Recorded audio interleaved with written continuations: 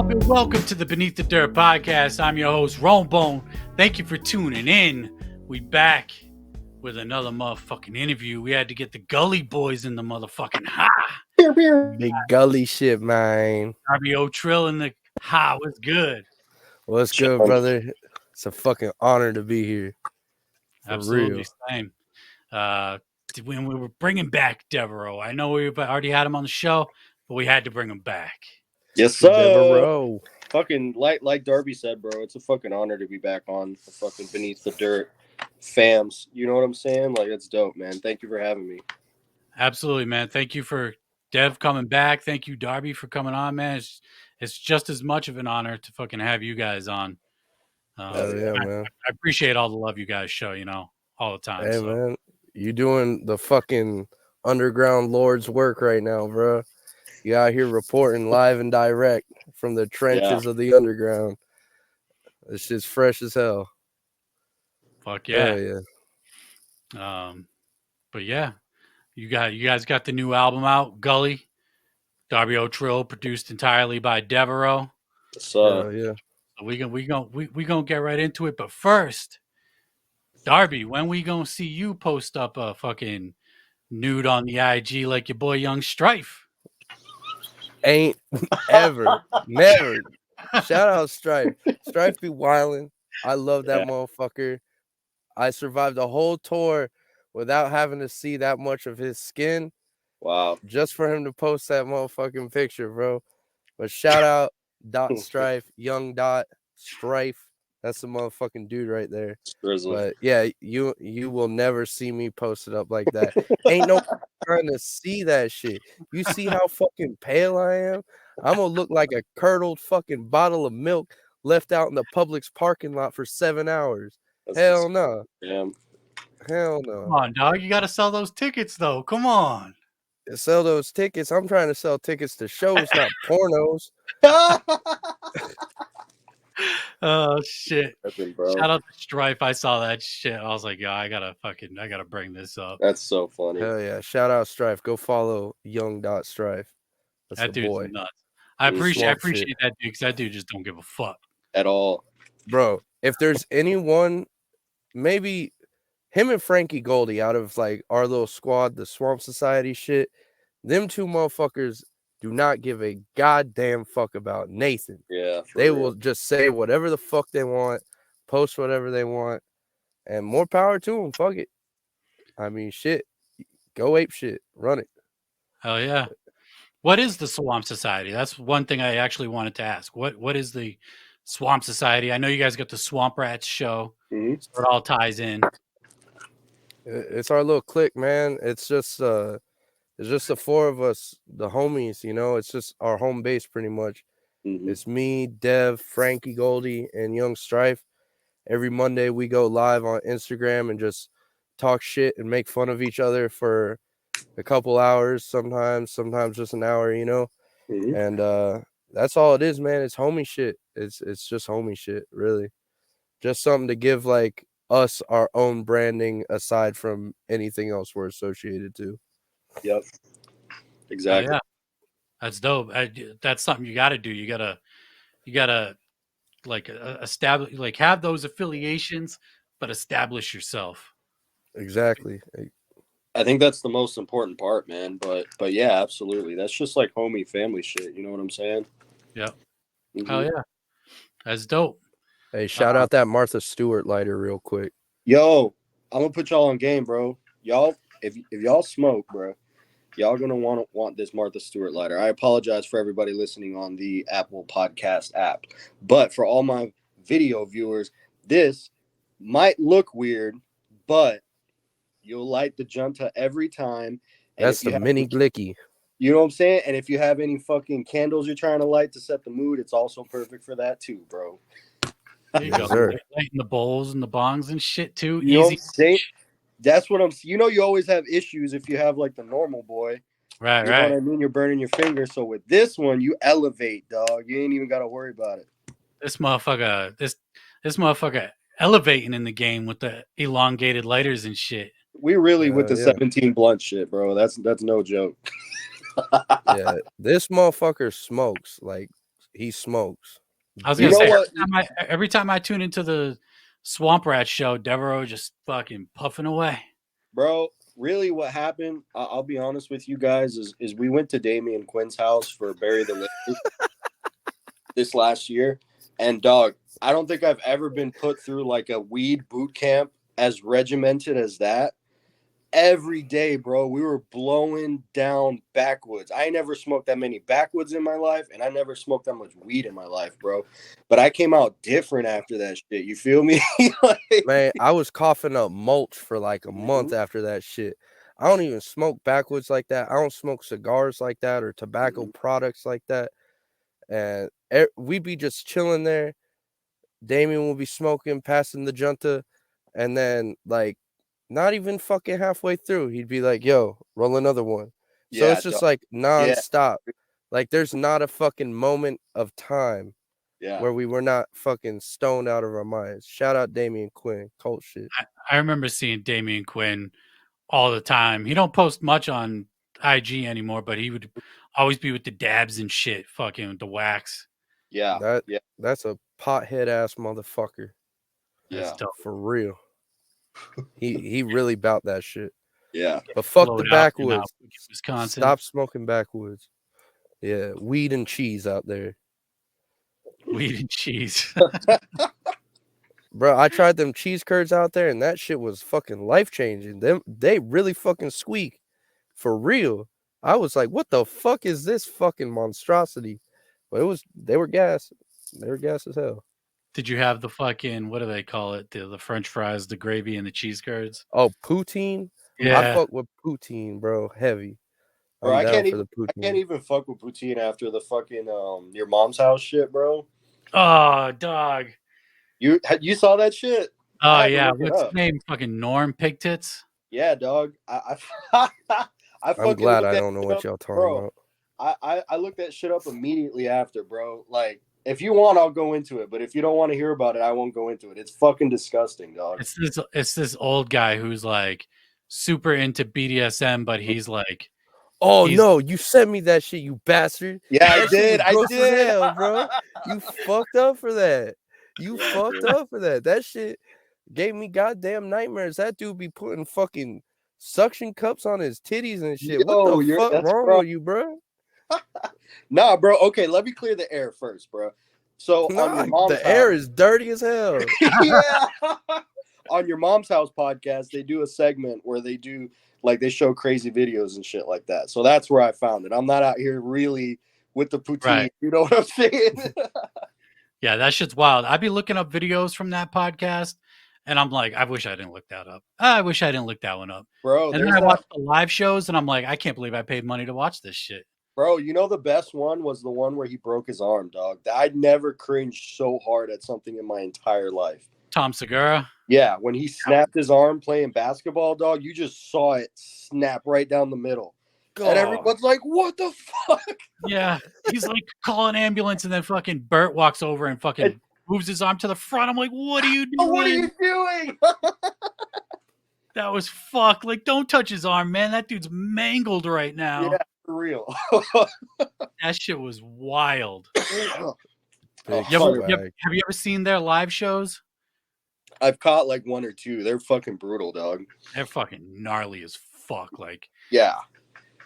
Like, I used to go out searching for that shit back in the day, back 10, 15 years ago, like when internet was like first really starting to fucking pop and you can watch fucked up videos. And then after a while, I was like, man, this is going to fuck me up if I keep watching this shit. After being a jit in high school and having everyone tell me to look up certain fucking videos about cups and waffles and fucking pain Olympics, I know better than that. You tell me to look something up, I am not looking that shit up. I'm sorry, bro. And to everyone who keeps sending me weird fucking videos, just because I be rapping about some crazy shit, I ain't trying to see it, motherfucker. Keep that shit to your goddamn self. Fuck. Crazy. Yeah, bro. That's funny as fuck, dude. And then fucking Shaggy and Keegan were on the fucking Your Mom's House. That was dope. So dope, man. That's so crazy. You know what? Yeah.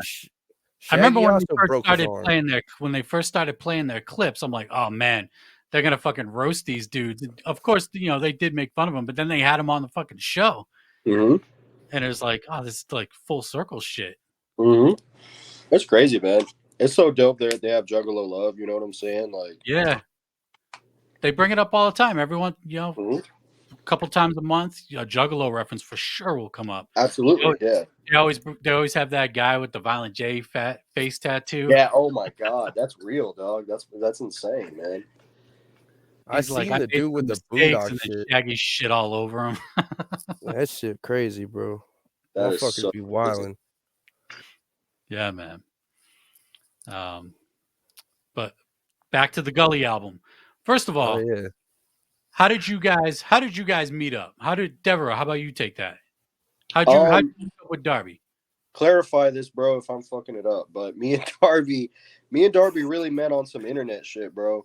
I think someone had sent me his shit, and Frankie says it was him. I don't remember, bro. It was a long time ago and shit. But we met through the internet and shit. And he honestly was like one of the like only rappers I really knew like doing the wicked shit on like modern day production at the time, you know what I'm saying? So it was immediately like super interesting to see someone like doing that, and like no one was really doing it like that, you know what I'm saying? Really like horrorcore, like wicked shit lyrics. Like I hadn't heard about it at the time, so I hit him up to do like, at the time I had my podcast, so I hit him up to do an interview on the podcast, and immediately we like hit it off, you know what I'm saying? Like we were talking about the first six and just going in about crazy shit, you know?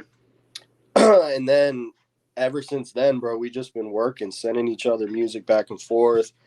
I'll send him beats and shit. And we just kind of slowly keep on building and building. You know what I'm saying? Yep. Oh yeah. Yeah, that's pretty much it. I remember Dev hitting me up about a music video I had out, and I'm wearing like an old Malenko jersey in it, and he's like, "Yo, that jersey's hard." I'm like, "Hell yeah, man, what's up?" And that's pretty much where it fucking started, bro. Oh yeah, dope. Putting the Gully album together. Have you guys worked? I asked Dev this last time if he's ever worked with Ouija in the studio. He said no, which was fucking mind blowing to me because the music that comes out of those collaborations is insane. Have you guys worked in the studio together? We just did, bro. Like yeah. when was that? Last Saturday or something? Sunday? Yeah. Yeah, bro. We were sitting in there. We were fucking. This is a crazy story, bro. Like we were fucking sitting. We were all fucked up off Jaeger, weed, all sorts of like. We were just going in that night, bro. And fucking, we get on the YouTube tangent. You know when you're sitting around with the homies and you just go down a YouTube hole of just like music and shit. So Darby starts playing like super fucking rare like horrorcore dudes that I had never heard of, bro. I'm sitting here like, what the fuck? All right, so he's going through all these videos and shit, and we're just like fucking like blown away at like the level of insanity this music. You know what I'm saying? It's just like anyway, so he plays some dude called Insano, and the song is called Killing Spree, right? And I immediately heard that, bro. And I was like, holy fuck, we have to sample that. And we were like, yeah, dude, let's fucking do it. So, like, then we turn on our homie's shitty fucking slow-ass computer, dog. That shit took like 4 days. Bro, this is the shittiest computer I've ever seen in my life, bro. But, like, we booted it up, and I fucking managed to chop the sample up, throw some drums on it, and then immediately Darby starts writing, you know what I'm saying? And it was crazy cooking up like that, bro. But it's like shit like that, though, that's like super special. You know what I mean? Yeah, that's a new song off our next record. And that's like honestly one of my favorite songs we've cooked up just because it was together. You know, like sometimes like on the weekends, like we have like phone calls and shit where Dev will be cooking up beats and like he'll get like my input on beats and like I'll work on lyrics at that time as well. But that was the first time we actually cooked up in person, and we got a fucking slap out of that motherfucker. Like, do you know that song, Ron? I've never heard of that. No, bro. I'm gonna send it to you, bro. Insane Zero. It's like Insano with a zero at the end. Yeah. It's some dude from like New Zealand, and he wore like a fucking jigsaw pig mask, And he's just in the field like, I'm gonna kill you, like some fucking head ass shit. But I mean, when I was legit like trying to like getting into horrorcore and shit and seeing shit like that, I was all about it. But now that I'm like a grown ass man in my fucking late 20s and shit, I'm like, damn, this shit low key ass for real. Yeah, man. That's one of the things, like going back listening to music that or watching shows or anything that you used to be into. It's like, man, that shit sucks. Like, what the fuck? I remember this being fire. I thought about that about the fucking Batman movie with Arnold Schwarzenegger, bro. I forget which one that is. Is that Batman Forever, I think? One of those, bro. I was like, damn, I remember this being so fire as a kid, and then I watched it like as an adult. I'm like, dude, this is horrible. Like, what the fuck? It's awful, dog. Yep, same thing. Yeah, outside of like those first two Batman movies, ass. That Michael Keaton did, like, I like those. Those were dark and shit. Those were fresh. Yeah, bro, that new one is fire though. I haven't seen it yet. I got to check it out. Yeah, I ain't seen that shit. What other obscure horrorcore are you listening to, Darby? Man, I mean, mostly nowadays it's mostly the essentials, you know. Like I fuck around with like obviously like Scum and Dark Half, but at the end of the day, man, my fucking listening regimen is pretty much Insane Clown Posse. That's like 99% of what I listen to for real. Like all day long, I'd be listening to the same fucking old ass ICP songs over and fucking over again. But I mean, when I was a kid, we got a song on Gully called Tainted Blood Courses Through My Veins, and that whole fucking joint is just like references to old horrorcore shit. Like I was big on like Bedlam and like Madness and shit back in the day, KGP, Simkin Heights, fucking, you know, a lot of Michigan type shit. Yeah. But yeah, nowadays it's really few and far between. But I mean, there's a lot of fucking really bad shit out now. There's always been a lot of bad shit out. Yeah, shout out Psycho Cutter. I'm a fucking historian on shitty horrorcore rappers. All I be doing is sending fucking links, fucking pounding down the links to shitty horrorcore rappers and sending it to all the homies all day long. That's funny, yo. That's Hell funny. Yeah.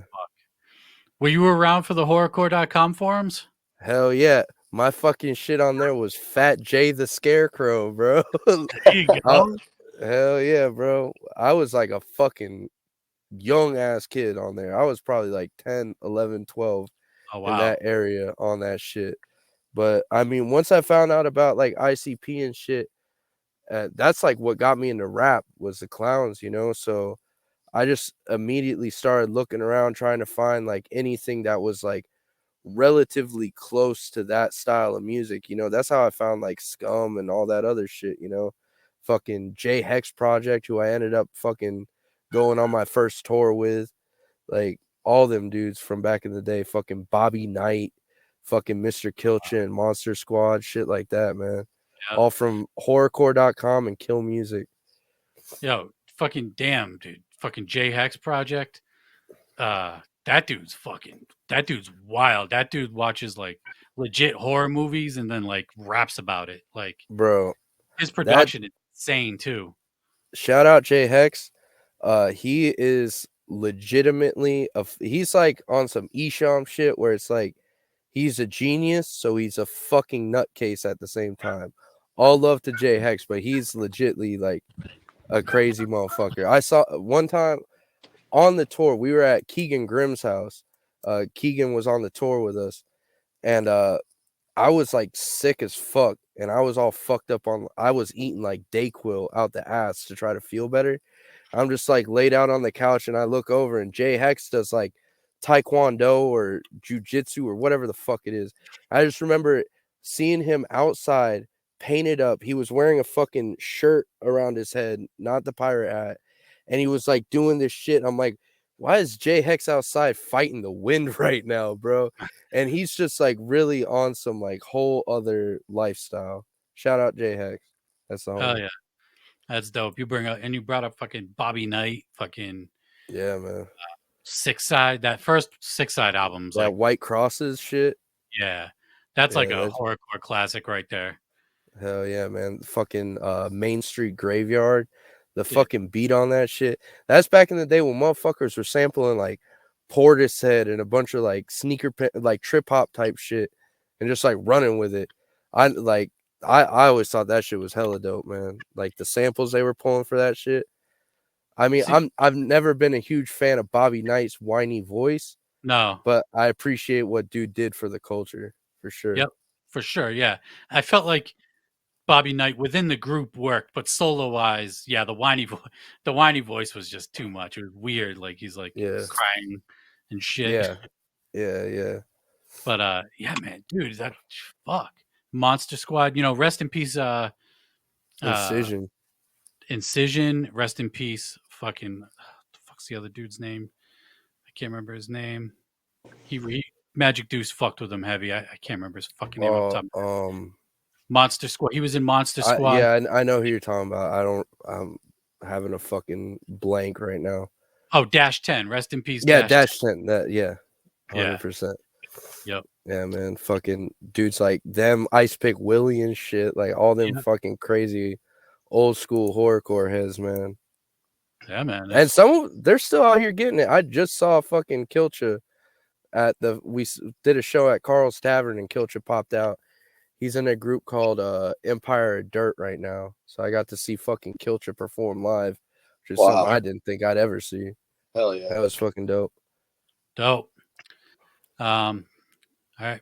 The Gully album.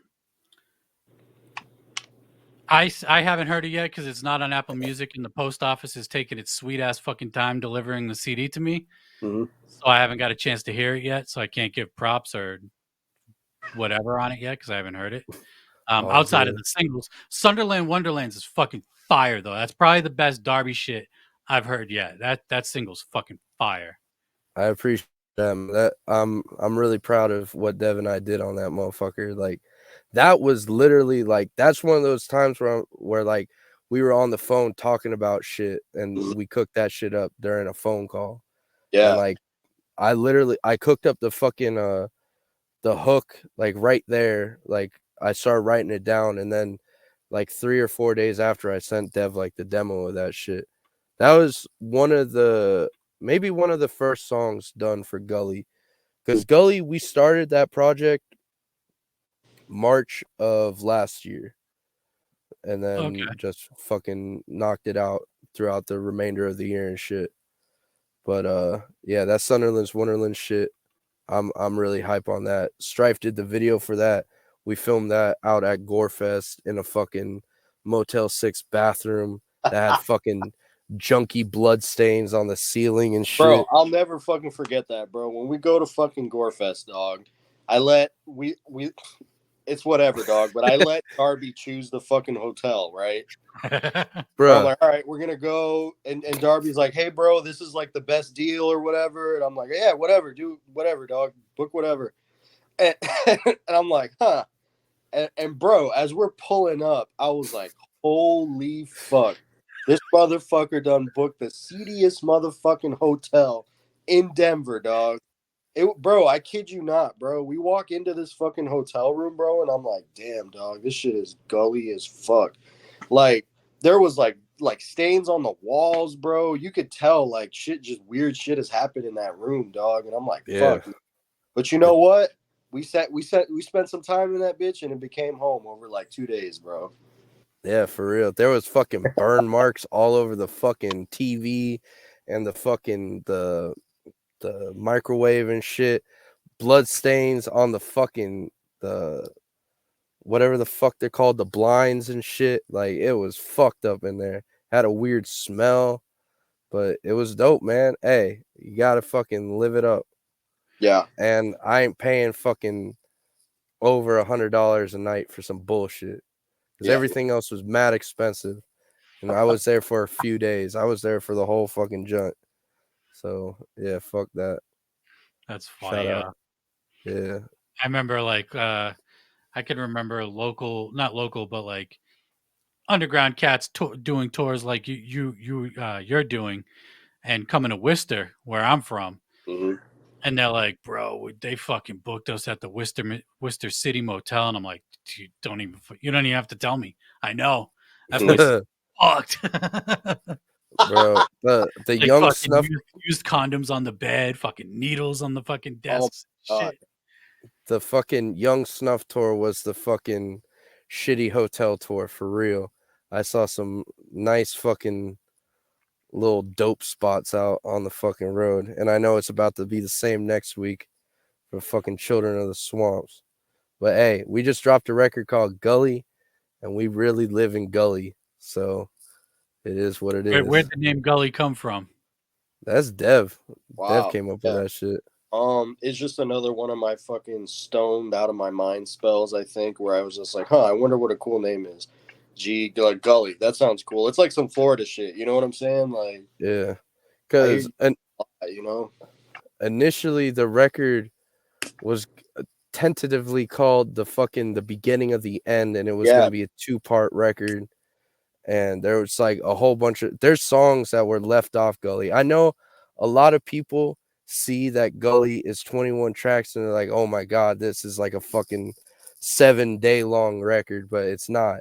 Like the way we do shit is very like punk rock, so it's very quick, like 2-minute songs or less, you know. So the whole record isn't even an hour long, you know. It's like it's actually like a pretty quick listen. There's only like 2 maybe 3 songs above 3 minutes on the whole record. So but yeah, fucking we left a few joints off the fucking final product and shit, and when the deal shit came through with LSP, it was like, all right, let's just make it one record instead of trying to fucking make some crazy ass double fucking album bullshit. So Gully came about. We were gonna call it like Swamp in like different languages and shit. Like we had a whole fucking list of names, but Gully was the one that like stuck. And I don't think there's a better name for the project because it's just fucking front to back a Gully ass record. It's grimy as hell. It's really like structured based off of old school horrorcore shit. Like the fucking the vocal edits and everything is made to sound like a modern day record you would find back in the day on fucking horrorcore.com and shit. It's very like there's a lot of crust, a lot of like filth layered over the whole fucking thing. So yeah. Fuck yeah. What are your guys' top 3 tracks from the album? Favorite songs that you guys made? Oh wow. King of the Possums or Kingdom of the Possums. The Last John. What's that Last John called, Darby? I be naming my songs some fuck shit. Yeah. So Like, When Dust Becomes One with the Dirt. That's a cool one, bro. Really peep that. And let me know what you think, dog. And probably for my last one, probably that Casey Becker John. I love that one. That one's super tight. Yeah, my all-time favorite song is a junt on there called Puddle Main. That's like my favorite song I've ever made. It's like really disgusting. It's about a guy who's like eternally fucking rotting forever. He blows his fucking head off and he's still just like his conscience is still feeling the pain of rotting away. I really like that one. We have a sequel song on there. Forget the Pigs, Feed Them to the Fish. I really like that because it's like some melodic type shit. And then the last one, When Dust Becomes One with the Dirt, because Dev and I did some like really different type shit. Like the whole record is on some like horrorcore shit, but that last song is like more on like real life, like mental vibes type shit. And the record ends with a fucking guitar solo. So yeah. Played by Devereaux? Yeah, man. Yeah. Fuck yeah. It's dope, man. Yeah. Hell yeah. What was it like working with Getting Insane Poetry on a track? That dude's that's like legend in this shit. So crazy. That was crazy, man. Like it's crazy because I'm really fucking weird and really picky. I don't like doing collabs with anyone, like, period. So he actually hit me up on Instagram asking to do a song before I was even a part of LSP or anything. He had heard like something Dev and I had done, and he left a comment. He's like, yo, we got to get one in. So I sent him that song for the record, and he fucking killed that shit. It's beyond an honor to work with someone like Insane Poetry, just because, like you said, he's a fucking living legend, man. Like that's like a landmark for me. Fuck yeah, dude. Faith and Chaos, Grim Reality, all that Hell shit. yeah, man. Fuck Hell yeah. Do you remember man. do you remember he had a freestyle on like there was like this like YouTube channel back in the day. It was like C4 or some shit like G4 that. TV. Yeah. Oh yeah. Yeah. That's because the clowns and shit, they did one on there too. I don't remember IP, so that might have been like right around the time where I was really getting into his shit. Because I remember hearing about him, but I didn't really dig deep into it until like a little bit later on. Yeah. But that freestyle, like I had heard of Insane Poetry before that. When I saw that, like he rapped for like 2 minutes, and he just rapped his ass off, and I was like, this guy's fucking ill. Like this guy's dope as fuck. Yeah, man. Like his wordplay and just like the way that dude's mind works is on a whole different like echelon than like everyone else. That's honestly to this day still probably top 5 in the fucking genre, period. You know, that dude doesn't get enough fucking credit for what he's done. He raps his ass off, man, and he's ill with the words too. And he's not just a fucking ABC rapper. He's got those multi-syllables and all that shit. Yeah.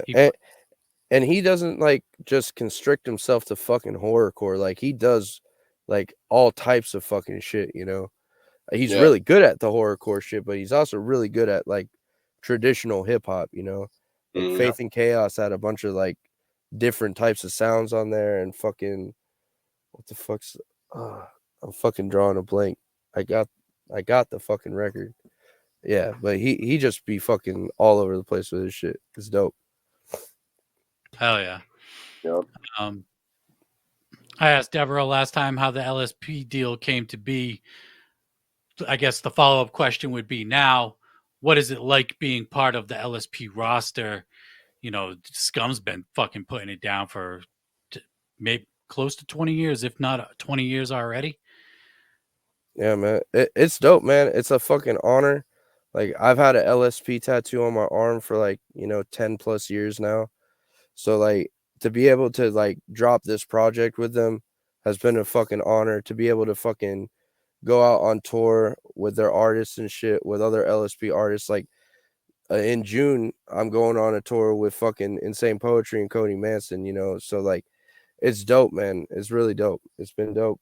And I mean that when it comes to horrorcore, they're obviously like in the fucking conversation when it comes to who's the best out doing it, so we dropped a fucking really dope horrorcore record with a really dope fucking horrorcore label.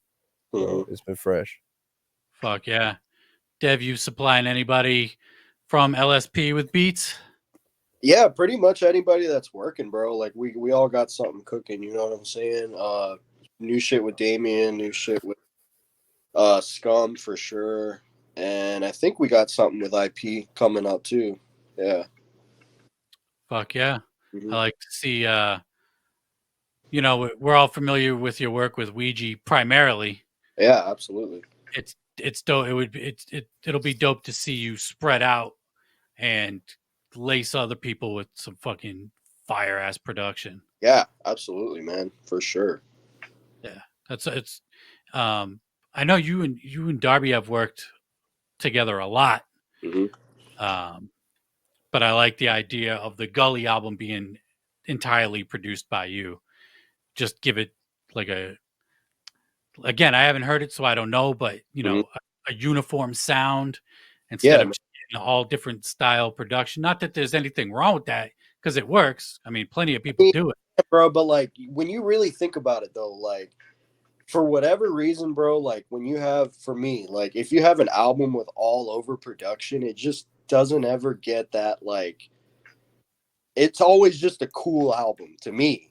But Mm-hmm. it's never like, bro, that's the fucking record, dog. You know what I'm saying? Like, I don't know. That's just how I feel about it, though. But like, it's crazy to do the full records, bro, because like with Ouija shit, man, it's just so crazy throwing ideas at someone and just seeing how they like interact with it and what kind of art they produce with that shit. You know what I'm saying? So it's just another level, bro, where you each, it's almost like a competition of who can come in fucking harder. You know what I'm saying? So we have like all these fucking beats and then you whittle it down to like a super fucking like dope dialed in album. You know what I'm saying? Like it's just crazy, dog. Like, Yeah, man. Cause I obviously heavily follow the fucking blueprint laid out by fucking the clowns, you know. That's like my biggest inspiration. I'm not gonna fucking hide that shit. And just the fact, like back in the day, you know, they when it came to Ringmaster, when it was like exclusively them with Mikey Clark, you can tell that there was like a fucking formula they found. So I don't like fucking having like 20 different producers on a fucking record, because then it's like a mixtape at that point, you know. Like every record I put out has always been me and a fucking producer, and pretty much, you know, from here on out everything I do is going to be with Dev, because like beyond the music shit, Dev's like my best friend, you know. Like we talk about all sorts of different shit. Like at this point, we fucking traveled across the fucking country with each other. Like yeah. when Dev has a chance, he's the DJ, you know. It's like him and I on stage. Mhm. Like we just had the Gully release party in Gary, Indiana, and Dev got to come out there and fucking DJ for that shit. And we've done multiple other shows together and shit, but it's just there's a chemistry there where it's like we know what type of fuck shit we're on and like how to hone in and make the best type of fuck shit, you know. Like we have 2 full ass records in the cut right now. Like Mhm. we have, Already? yeah, Mhm. 2 records, both 13 songs in length. We're basically gonna try to go back. This is exclusive beneath the dirt fucking information right now. Exactly. Because we tried to run the double record play with what became Gully, but this time we're actually gonna do it. We have like a cool idea for it, and the songs are just fucking grimy as hell. Like it's the filthiest parts of Gully are like fully amplified on these next fucking records. Like we have some really fucking like crucial cuts in the fucking mix. Gully, like Dev and I dropped Piecemeal and fucking I don't know when the fuck we dropped it, but we dropped that shit together. That was fully produced by Dev. And that was like us like getting to know each other, you know, like that Mhm. it wasn't like as hands-on as Gully was. Like we both sat there and listened to the songs and like okayed it for it to like come out, you know. It was like both of our fucking Yeah. product. And now that with Gully, that's just like fucking kicking the door down. And this next record, like the first one is gonna be us fucking stomping on that fucking door. And then the record after that is us falling through the floor below the fucking door, you know, because we're stomping so hard on that motherfucker. But it's just we both like it's the work ethic, you know. It's like there's no time for fucking sitting around and fucking diddling your fucking fingers and hoping this song's gonna pop off. It's like, nah, you gotta consistently fucking work, man. Like we both also come from like kind of the SoundCloud scene where it's like motherfuckers were dropping, you know, like Suicide Boys, Ghostman, fucking all them type of people. Fucking Ouija was in there. You know, all these motherfuckers were dropping consistently, putting out bodies of fucking work that still stand up today. They're still fucking dope, you know. Mhm. So it like quality over quantity has always been a thing, but it's come to the time where in this age you got to be quality and quantity. I know you've said that before, Ron. I think with in your interview with Dev, the last one you did and shit, but that's really how you got to be doing this shit. Like, yeah, Gully's out. We're celebrating that shit, but Gully's been done since fucking November, December of last year. Yeah. So since that time, we've been working on the next one, and during that time, we started working on the one after that.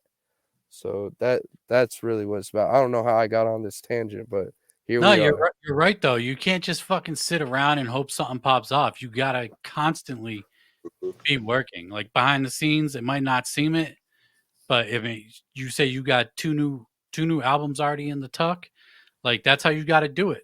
And Yeah, I've man. said it before. People complain that there's so much music being released, and I do too sometimes. Like shit, last week's podcast, I had like fucking 30 something releases, songs I needed, Yeah. like that I wanted to talk about, but I'm like, I can't do this. This is just information overload. I haven't even checked out a third of this shit. Like, it's hard to keep up. Yeah. But when you got dudes that can put out a ton of music and it's good at the same time, it's hard to do. But if you can do it, that's the fucking formula right there. Yeah. People's attention span is different nowadays. Like Right. back in the day, we didn't have the fucking instant gratification of YouTube at your fucking fingers and like having everything you want. You had a fucking CD player with a fucking, if you were on foot, you had a CD player with maybe a little book with like 10 CDs in that bitch. And that's what you got to fucking choose from. It wasn't like now where you have like a fucking unlimited amount of shit right at your disposal where you don't like this song, you skip it, you say fuck that guy and go to the next one. You know, like that's just how it fucking works now. And like what we were talking about earlier with the Swamp Society, we pretty much built our own little clique. Like everyone in the clique does something different, you know, like Strife does videos, you know, Nicotini, she did the video for Casey Becker is Dead. She does like all the fucking art for me and shit. Frankie Goldie's like almost like he's our Alex Abyss pretty much, you know, like everyone in the clique is like doing something to help like everyone else out, you know, like fucking Strife's got a record out or coming out. And when you get your physical copy of Gully, you pop that disc out and you'll be able to see when and what the fuck Strife is doing coming out soon. I said all that fucking wrong, but you know what I'm getting at. Yeah. It's all about fucking working and finding people that share the same fucking work ethic and values as you so you can continue doing that shit. Otherwise, you're just going to be a lazy little bitch. Not only just a lazy little bitch, but you're going to get lost in the fucking sauce. Exactly. And I ain't trying to get lost in no sauce. I'm trying to fucking sip the sauce and keep walking. Right. Like straight up, it's like, you know, there's dudes I talk about on the podcast all the time. It's like, where is this fucking album that you promised 2 years ago? Where is it? You know, you keep saying it's coming, but dude, there's new people coming up that are dropping fucking fire music. Hopefully the shit that you said that was going to drop 2 years ago is good, because if it's not, you're lucky somebody's going to be listening to. I've seen people say you have 10 seconds, literally 10 seconds to grab someone's attention. And if you don't have it in 10 seconds, they're on to the next shit. Yeah. So if you're 10 seconds of that first song on your album, if it ain't it, you're that fuck the rest of that song. The rest of your album ain't getting listened to. Damn. Exactly. And the worst is when motherfuckers be waiting like 20 fucking years to drop an album, and then they finally drop the album and it sucks. It sounds like a 20-year-old record. It's like, bro, what are you fucking doing? Just like, come on, like that's not what we're here for. And you know, especially in like this scene, this genre and shit, like I know like what we're doing is not for everybody. Someone can play the first fucking 10 seconds of one of my songs and hear me talking some fucking foul shit. They're like, this ain't for me. Well, it's not for you. Go find something that is for you, because I guarantee you there's a million other motherfuckers out there that are making something for you. That's the whole point. That's why people make art. It's like we're trying to share interests with other people, you know? So fucking go look for it and don't be a fucking lazy ass bitch. That's the moral of the fucking story. Without a doubt. Brother. Dev, you stay busy. Ouija just dropped Fallen Angelic. In our last interview, I was speculating that it would be Stalewind coming, but it sounds like that's going to be the next record based on what was said on Fallen Angelic. And your production on Fallen Angelic, from the songs I could tell, which is yours because of the tags, fucking fire. What the fuck's that song? La Flama Blanca? Ooh. Dog, that bass line is like, who we fighting? That's what I'm saying, bro. I came in pissed. That shit was fire. Yeah, man. I really like fucking Fallen Angelic, man. I feel like it has a lot of different textures and shit from like Play Low, which is me like on my sampling tip. And then having like 17 Blunts being like a fucking slap. You know what I'm saying? Like it's just a very aggressive, but like in different ways. I love the fucking bass tone of that record, dog. Fucking the mixing on this shit is you know what I'm saying? Like, I'm just super happy with it, and I enjoy it a lot. I go back and listen to it, and I'll be like, damn, this shit is cold, man. But yeah, It's such a good fucking record. yeah. It is. I mean, honestly, Ouija hasn't put out anything bad in fucking, I don't think ever, but Very true, man. Very true.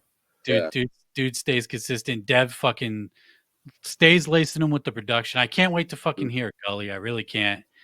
I hope you like it, man, because it's definitely on some fucking modern classic horrorcore shit. And that's like what we went in to make, you know, like after Piecemeal, Dev and I were both like, yo, let's make something that's just like really fucking disgusting. Yeah. You know, Dev says it's like how like Iowa from Slipknot, where it's just very fucking like you wear that shit pretty much. Yeah. Like, what yeah. the two records that you talked about that you guys already got done, will either one of those or both see a release this year? We're aiming for like last Maybe. quarter. Yeah, maybe. Yeah. Yeah. It's very possible.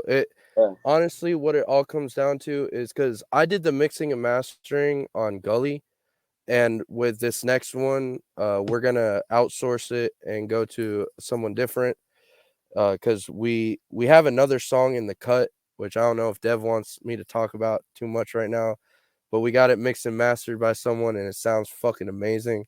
So these next records, we're gonna have them done outside. So that would be the only reason it wouldn't come out. But I mean, it's only fucking May right now, so I got a ton of time to do that shit. So I would say, yeah, you know, possible. Hell yeah. Very possible. I it's like I try to stress it, but try to not over stress it because I know the average listener doesn't give a fuck about a mix and master. But yo, that shit is really, really important. Yeah. It's crucial. That a shitty fucking mix and master can take a really good song and make it a fucking turd.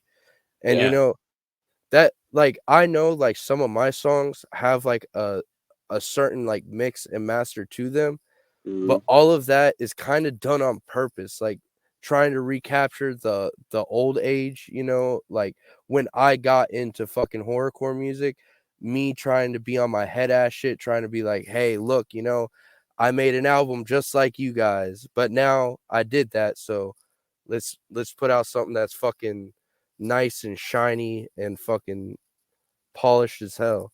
I mean, Gully sounds really good, and you know, from what people have told us about the record and from what we both heard, like putting it together and shit. But the next one, we're gonna do it a little differently, more auto tune. I mean, I feel like that's a right step to take. Maybe outsourcing that shit. I feel like Ouija did that with, what was it, Resistance 2, because he had Wasteland, and then the first Resistance, there was some mixing issues with both those releases. Still good songs, but then Resistance 2 came out, and that motherfucker hit. And I was like, all right. And then it's been that way since, and it's like, okay, this I love whoever he's getting to mix his shit knows what the fuck they're doing, and I personally appreciate that shit. Yeah, 100%, man. Because not and bad mixes work too, though. Go back and listen to early Isham, like Judgment Day, Kill the Fetus. Is mad low, volume's mad low. You gotta turn that motherfucker all the way up, but that shit bangs still. Yeah, what I like you really sit back and listen to like how many awful mixes like are really like some classics though. Like fucking like the early Misfits shit sounds awful. Oh God, there's just a beauty to it. You know what I mean? Yeah, man.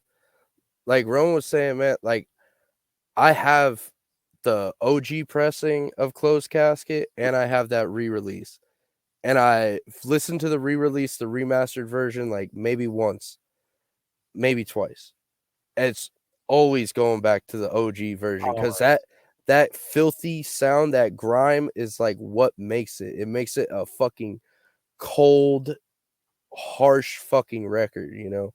Like Dev said with the Misfits, I love the Misfits, but their shit sounds like ass. It sounds like it was recorded in a fucking tin can in the middle of a fucking blizzard. And that's the point of it. That's what makes it sound so good. Hell no, you can't understand a goddamn word Danzig is saying, but you know it sounds good. Kind of.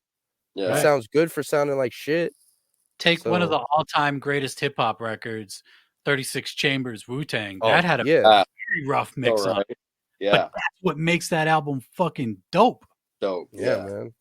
Yeah, there's a ton of shit. I mean, you can just keep going back to all like the older records, you know. I personally fucking love Carnival of Carnage. But that record is mixed so fucking weird. Like the vocal effects make Jay's voice stand out really fucking oddly, but that's like kind of part of the charm of that record, you know? Yeah, man. You go back, that's what makes the classic shit classic, you know? And that's what we'll be saying about the shit that's coming out today, because who knows what the shit will sound like 10 years from now. It'll be all new mixing techniques and everything, like a whole bunch of weird shit. Who knows what fucking auto tunes will be out by then and all that shit. That's what I'm saying, man. Because now, I mean, you don't even got to fucking pay for studio time now. If you got the bread, you buy your own fucking equipment, and then you find the motherfucker that decided they were gonna read the fucking scriptures of mixing, and you get them to do that shit. Like I've recorded shit on a USB Yeti mic and sent it to someone else to fucking mix and master, and it came out sounding fucking just as good as anything else. No, I don't fucking record on a fucking USB mic anymore. All right, for any of you fucking dildos that want to say some shit. But yeah, that's funny. So we got 2 new records. You said you did mention you're going out on tour with Insane Poetry. That's fucking dope. Are the dates coming together for that? Yeah, I think the first date is in Denver, but I'm not 100% sure. I'll know like more. I'm sure everyone's gonna see me fucking being annoying, blowing up the feed with the flyers like I usually do, but we try to get people out there. What's up? Will you be hitting the East Coast? I hope so. I'm not in charge of the booking or anything, but I mean, if they book us, we will most certainly fucking go out there. So I would love, I mean, I'm in Florida, so like the fact I haven't done any East Coast fucking dates in probably 2 years now is kind of fucking hurting my heart. So hopefully I can get out there somewhere. So absolutely. Dev, any plans for you hitting the road, or you just the behind the scenes guy cranking out production? Depending on where they end up going for that generation tour, I might pop out at a date or two. But no, man, really just kind of sitting back. It's kind of grind time now. You know what I'm saying? Like everybody's releases drop, so it's time to kind of like re-up and make sure everybody's got like enough music and shit. Like it's like work mode right now. You know what I'm saying? Yeah. Like sending out beats and shit. Always sending BG shit. Always sending Darby shit. You know what I'm saying? So just more of that. You know what I mean? Honestly, I'm hoping that next year we can put together a tour where you'll be able to see Dev and I at every fucking date, you know? Yeah, exactly. We just gotta, it's just certain shit that comes into play, you know, but that's the fucking goal, is to be able to fucking go out and tour, and because that's the complete package right there. Like I've done over at this point, probably over like 200 shows in my entire fucking life around that area, you know? And the best shows I've ever done have been the shows with Dev, because it's like both of us up there fucking just having fun, you know? Dev be up there fucking scratching and shit, like bringing that real like live DJ element in the shit. So the fucking main goal right now is to level up enough to the point where we can be like, yo, fuck everything. We're going on the fucking road. And that's it. Yes, But That's dope. I like seeing that you just got off tour. You're about to do some more dates. What, next week? In the next 2 weeks? yeah, so next I fly out to LA next Thursday for the Children of the Swamps tour. That's with me, Young Strife, and Acetone. And then at every fucking stop, we have special guests in LA. We've got Hex from Chapter 17 popping out. We got this guy fucking Juan Water Bottle fucking who's gonna chug a Fago. And King Zab is gonna be hosting it. yeah. And then who else we got? In Idaho Falls, that's the last date of the tour. We got our fucking brother Shaggy the Airhead. He will be out there. Salt Lake City, we got DJ Chunk coming out. So it's 5 days, but they're gonna be 5 very fucking eventful days, action packed, live and direct, up that ass. You feel me? Like it's gonna be dope. So yeah, we got that kicking off next Saturday, and then the Generations of Snuff tour in June. And then I know we're talking about doing some shit in the fall with me and Strife. And then there's some spot dates that are going to be popping up very soon. And yeah, that's pretty much it. I love performing, so any fucking chance I can get to fucking go out there and do this shit, I'm gonna fucking do it. I like seeing it. I like seeing the new dude, the new guy. Who the new dude? Who the new dude? That shit. Hell Remember yeah, that? that super villain shit. Oh my! Isham was on one when he was He didn't give no fucks. Who the new dude? That shit funny as hell. Wild. But it's dope to see, the up and comers fucking hitting the road and staying on the road. I like seeing that. It's fucking fresh. Yeah, man. I mean, that's the plan, just to keep fucking doing shows, keep putting out music, keep putting out merch, keep putting out videos. We got a whole bunch of shit that we're working on, like a whole bunch of different type of shit, like multimedia shit. And I'm not gonna fucking blow the load and say it and then it not happen. But there's shit we're working on, and if it happens, you'll see it. And if it doesn't, then you'll be none the wiser. That's what it is. Yeah, man, that's the point. Fucking get this shit. Like, I ain't gonna fucking live forever. I want to fucking enjoy whatever fucking years I have left. The world's fucking crazy right now.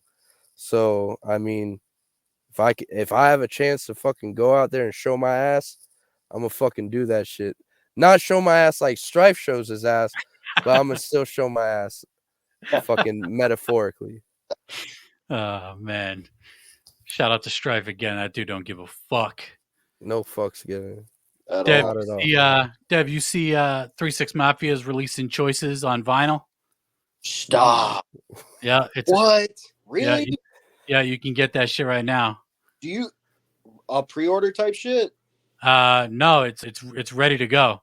Oh, I'm gonna stop. I'm gonna fucking cop that, because you know that He's shit about to leave the stream right now, bro. That shit goes out of print so quick. Yeah, you got to jump on 3 vinyl, bro. Every time you see it, you got to pick it up, type shit, bro. Yes, sir. Fucking, I know you fuck with 3-6 Heavy. I had to tell you that. Bro. They only pressed 2,000 of them, so. Yeah, I'm slacking right now, dog. Like, I should. But did you guys actually like the Choices film? No. That was awful. Bro. That shit was crazy, man. Bro, that's the sip some shit and smoke some shit and zone out with the homies and some strippers type movie. That's what that shit is. That movie's just like all those movies, like the Master P movies and shit. Like, yeah. I don't know if they're really meant to be like good. Like, they're entertaining in their own right, but it's not like, it's not like the best shit I've ever seen.